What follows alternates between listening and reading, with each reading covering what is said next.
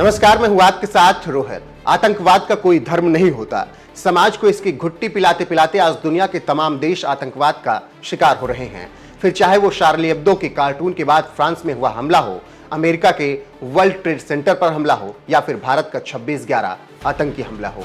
जब जब आतंकवादी हमला होता है तो उसकी लानत मलानत करने की बजाय सो कॉल्ड सेकुलर कहते हैं आतंकवाद का कोई धर्म नहीं होता। अरे भाई ठीक है, आतंकवाद का कोई धर्म नहीं होता होगा, लेकिन आतंकवादी का तो धर्म जरूर होता है ना।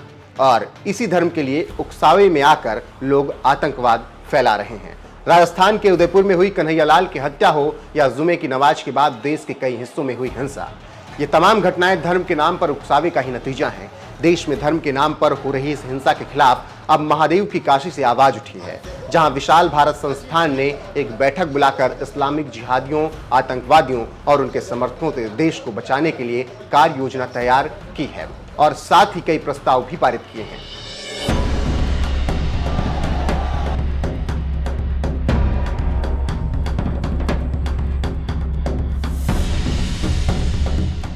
देश में मजहब के नाम पर हो रही हिंसा के खिलाफ मशहूर उपन्यासकार मुंशी प्रेमचंद के गांव लमही में हुई इस बैठक में अफसर बाबा और नजमा परवीन जैसे लोगों ने खुलकर आवाज उठाई। मुस्लिम महिला फाउंडेशन से जुड़ी नजमा परवीन ने बताया, आए दिन इस्लाम के नाम पर जो हिंसा फैलाई जा रही है उसे लेकर हम चिंतित हैं और हम चाहते हैं आतंकवाद का जड़ से खात्मा हो। आज आतंकवादी मुखालफत मोर्चे संगठन का निर्माण किया गया, बनाया गया उसको, और यहाँ 17 प्रस्ताव पारित किए गए। क्योंकि आप देख रहे हैं आए दिन इस्लाम के नाम पे जो आतंकवाद फैलाया जा रहा है उसको लेकर के हम सारे भारतवासी बहुत चिंतित हैं। खासकर हम सारे लोग ये चाहते हैं कि आतंकवाद का जड़ से खात्मा हो, क्योंकि सब ये कहते हैं कि आतंकवाद का कोई धर्म नहीं होता, कोई मज़हब नहीं होता है। तो हमेशा से आतंकवाद जो फैला रहा है वो इस्लाम धर्म के मानने वाले क्यों हैं? क्यों ऐसा सामने आता है कि जब भी बात आती है इस्लाम की तो सारे आतंकवादी चेहरे ही सामने आते हैं। तो अब समय आ गया है कि मुखालफत करने की, और इस्लाम में जो भी लोग गद्दारी कर रहे हैं, धर्म के नाम पे जो लोगों को बहका रहे हैं, भड़का रहे हैं, उनको ख़त्म करने की ज़रूरत आ गई है। और आतंकवाद को नहीं, आतंकवादियों को ख़त्म करने की ज़रूरत है। क्योंकि आतंकवादी का तो मज़हब है, आतंकवाद का मज़हब नहीं है, लेकिन आतंकवादी का मज़हब है। इसलिए आतंकवादी को खोज करके हम सारे लोग, संगठन के लोग एकजुट होकर के उनका खात्मा करेंगे और ये भारत की जनता को ही दिखाएंगे हम मुसलमान भी देश के सच्चे राष्ट्रभक्त हैं। और जो लोग भी हमारे अंदर फूट डालने की कोशिश करें, हिंदू मुसलमान बंटवारे की बात करते हैं या हिंदू मुसलमान को अलग करने की बात करते हैं, ऐसे में हम सारे लोग एक मंच पे आकर के आतंकवादी मुखालफत मार्च के माध्यम से हम सारे लोग इनकी मुखालफत करने के लिए तैयार हैं। और वो कब तक इस्लाम के नाम पर आतंकवाद फैलाएंगे, इनको ख़त्म करना ही पड़ेगा।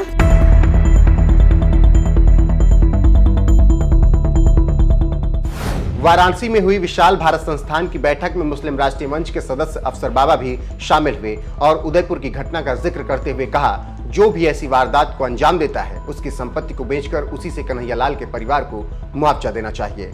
इस घटना को अंजाम देने वाले मुसलमान नहीं हो सकते। जो हमारे पैगंबर मोहम्मद को मानता होगा वो कभी कत्ल नहीं करेगा।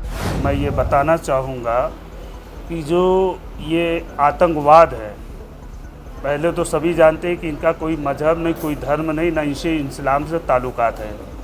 हम मुसलमान जो सूफ़ी संत को मानने वाले हैं, अल्लाह वली को मानने वाले, हमारे आका अलैहिस्सलाम मोहम्मद साहब का पैगाम रहा है कि कभी किसी को सताओ नहीं। उन्होंने कभी ये नहीं कहा कि किसी को सर और तन से जुदा कर देंगे। और ये आतंकवाद का बढ़ावा देने वाला ये हाफिज सईद है, जो काफ़ी मुसलमान नौजवानों को पैसे के बल पे बनाना चाह रहा है। वो आतंकवादियों को सिपर सेल, जो हिंदुस्तान में ये जो अभी कन्हैयालाल पे घटना हुई, जो सर तन से जुदा कर देना, और जो उन्होंने अपना वीडियो, आज देश के पूरे मुसलमान इस घटने से लेके बहुत वो हुए हैं। हम तो कहेंगे जो ये अपराधी हैं, ये आतंकवादी हैं, इनके ख़ानदानों को जितनी भी संपत्ति हो, इनकी संपत्ति को कूड़ करके इनको जो है हमारे कन्हैयालाल भाई को उस संपत्ति को बेच के वो मुआवजा उनके घर वालों को दिया जाए और इनके वो सज़ा मिलना चाहिए जो ये गुस्ताखी के, हमारे गुस्ताखे रसूल हैं। ये मुसलमान नहीं हो सकते। हमारे इस्लाम में कहा गया कि 72 फ़िरका है, 72 फ़िरका में एक जन्नती होगा, जो हमारे मोहम्मद साहब को मानने वाला होगा, जो उनके वसूल पे चलने वाला होगा, ना तो कत्ल करने, हमारे आका अलैहिस्सलाम ने कभी किसी को कत्ल करने की इजाज़त नहीं दी।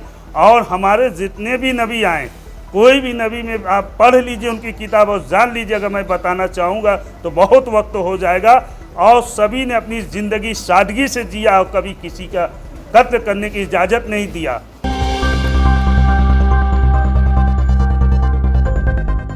अफसर बाबा ने देश के प्रधानमंत्री नरेंद्र मोदी से भी अपील करते हुए कहा कि वक्त आ गया है कि अब पाकिस्तान के टुकड़े कर दिए जाएं, नहीं तो मोहम्मद गौस जैसे आतंकवादी हर शहर में आएंगे और देवबंद में बैठने वाले मौलानाओं की जांच होनी चाहिए।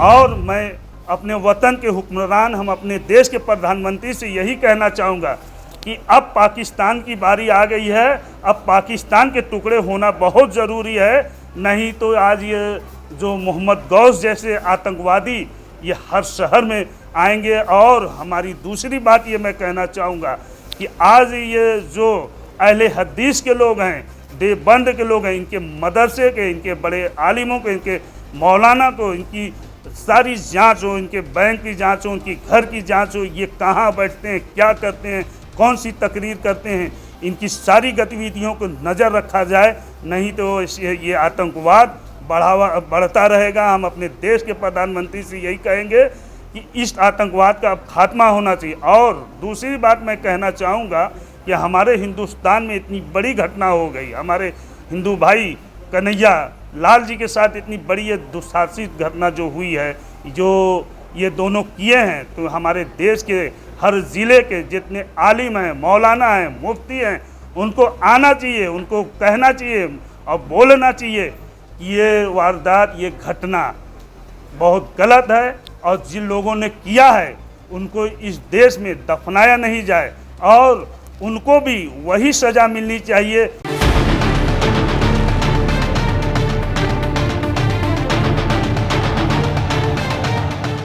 पैगंबर मोहम्मद के बारे में दिए गए नुपुर शर्मा के बयान के विरोध में जिस तरह से हिंसा हुई और फिर उदयपुर में कन्हैया लाल की हत्या कर दी गई, ऐसी दर्दनाक वारदात के बाद हुई विशाल भारत संस्थान की इस बैठक में कुछ अहम प्रस्ताव भी पास किए गए। विशाल भारत संस्थान की बैठक में पारित प्रस्ताव इस्लाम के नाम पर भड़काने वालों का हर स्तर पर विरोध करना है, आतंकवादियों के समर्थकों और उसके परिवार का संपूर्ण बहिष्कार करना है, आतंकवादियों को राजनीतिक धार्मिक संगठनों द्वारा बचाने की योजना को बेनकाब करना है। ये मानना जरूरी है कि आतंकवाद का धर्म है और वह अपने मजहब के लिए ही आतंक फैला रहा है। मुस्लिमों में धर्म के प्रचार के नाम पर भारत के खिलाफ या हिंदुओं के खिलाफ भड़काने वालों को बेनकाब कर कानून के हवाले करना है। अंतर्राष्ट्रीय इस्लामी जिहादियों के संगठनों और आतंकी मौलानाओं के भारत विरोधी मंसूबों को आम मुसलमानों से बताना है, जिससे वो इनके चक्कर में ना पड़े। आतंकवादियों के जनाजे में शरीक होने वाले लोगों का पूर्ण बहिष्कार हो। आतंकवादियों को फंड देने वाले, पनाह देने वाले और किसी भी तरह की मदद करने वालों के खिलाफ अभियान चलाकर भारत की नागरिकता समाप्त की जाए।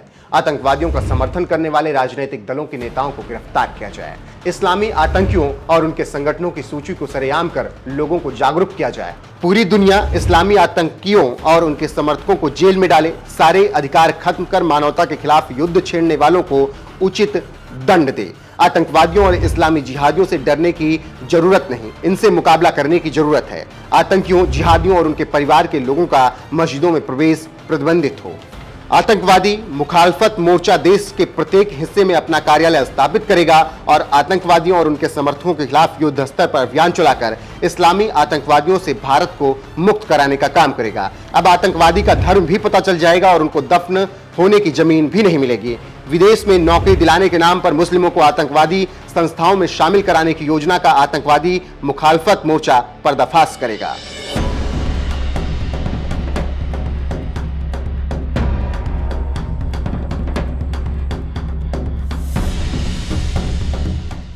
मुस्लिम राष्ट्रीय मंच की मौजूदगी में हुई विशाल भारत संस्थान की इस बैठक में आतंकवाद और धर्म के नाम पर होने वाली हिंसा के खिलाफ इस तरह के प्रस्ताव पास किए गए। साथ ही आतंकवादी मुखालफत मोर्चा के नाम से एक मोर्चा भी बनाया गया जो भारत को इस्लामी आतंकवादियों से भारत को आजाद कराने का काम करेगा। आपको बता दें कि पीएम मोदी के संसदीय क्षेत्र वाराणसी की यह संस्था विशाल भारत संस्थान इसी तरह से आतंकवाद और हिंसा के खिलाफ आवाज उठाती रही है और इस बार नुपुर शर्मा के बयान के विरोध के नाम पर हो रही हिंसा की घटनाओं के खिलाफ आवाज उठाते हुए एक बैठक में कई प्रस्ताव पारित किए गए। सबसे बड़ी बात यह रही कि मुस्लिम राष्ट्रीय मंच ने भी इस बैठक में हिस्सा लिया और नजमा परवीन, अफसर बाबा जैसे लोगों ने आतंकवाद के खिलाफ आवाज उठाई। बहरहाल इस पूरे मामले पर आपको क्या कुछ कहना है, अपनी राय कमेंट कर हमें जरूर बताएं। साथ ही बैठक में शामिल लोगों ने और क्या कुछ कहा, आइए आपको सुनाते हैं। आज आतंकवादियों के खिलाफ बैठक हुई है। पहली बार हिंदुस्तान में, अभी तक तो लोग आतंकवाद के खिलाफ बैठक करते थे और ये बता देते थे बैठक के बाद कि आतंकवाद का कोई धर्म नहीं है। तो हम लोग आज ये बैठक कर रहे हैं कि किसके नाम पर आखिर दुनिया भर में आतंकवाद फैल रहा है। इस्लाम के नाम पर फैल रहा है या किसके नाम पर दुनिया भर के मुस्लिम देश एक दूसरे से लड़ रहे हैं। तो आज हम लोगों ने आतंकवादियों के खिलाफ, आतंकवादी संगठनों के खिलाफ बैठक करके प्रस्ताव पारित किया है कि अब इन आतंकवादियों से आम जनता को भी लड़ना पड़ेगा, अपनी जान बचाने के लिए लड़ना पड़ेगा। और आतंकवादी मुखालफत मोर्चा का गठन हुआ है जिसकी अध्यक्ष नजमा परवीन को बनाया गया है। इसमें हिंदू और मुसलमान सभी शामिल हैं क्योंकि बम धमाके से दोनों मरते हैं। सूफी संतों की मज़ारों पर बम फोड़ा जा रहा है, आज हमारे लोगों का गला काटा जा रहा है, हिंदुओं की हत्याएं हो रही हैं, कश्मीर से हिंदुओं को भगाया जा रहा है, आज आम साधारण मुसलमानों, राष्ट्रभक्त मुसलमानों का कत्ल किया जा रहा है, राष्ट्रभक्त मुसलमानों के ऊपर हमले हो रहे हैं। तब क्या हम आज तक केवल चुप्पी बनाए रखें? आज भारतीय सेना पर हमला हो रहा है, पुलिस वालों पर पथराव हो रहा है, तो हम अपने देश की ऐसी दुर्गति नहीं देख सकते।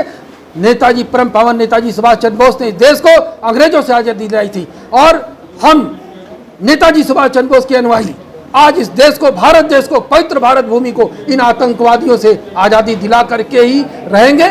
और प्रस्ताव पारित हुआ है कि पाकिस्तान में आज़ादी आंदोलन चलाने वाले बलूचिस्तान के नेताओं को, सिंध और गिलगित के नेताओं को पूरा समर्थन देंगे।